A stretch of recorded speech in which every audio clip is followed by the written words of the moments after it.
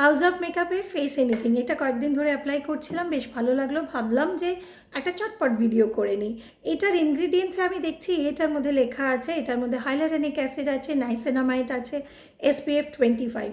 তাই জন্য যেটা হচ্ছে, এটা প্রত্যেকটা স্কিন টাইপেই এটা কাজ করবে, সানব্লকেরও কাজ করবে। তো এটা দিয়ে চটপট একটা বেস দেখিয়ে ফেলি। আগে অ্যাপ্লাই করব আমার প্রিয় পছন্দের একটা সেরাম। যে কোনো সেরামই আপনি ব্যবহার করেন সেটাই আপনি করতে পারেন।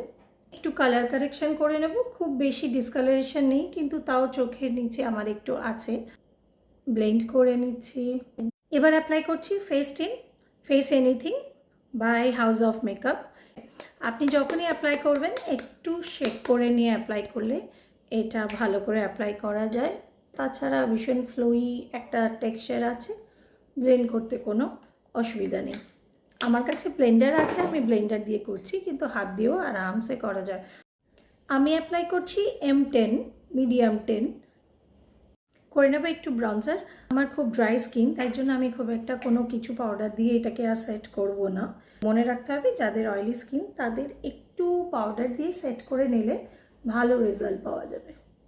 একটু ব্লাশ অ্যাপ্লাই করছি।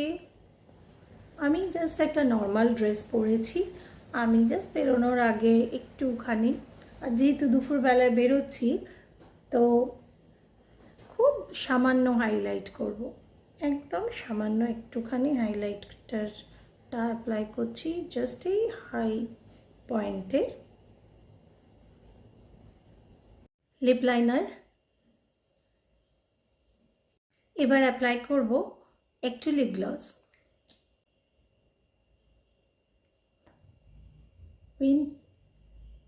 একটু লিপ লাইনার অ্যাপ্লাই করি আর একটু লিপ গ্লস অ্যাপ্লাই করি। এটা আমার নিজস্ব পছন্দ।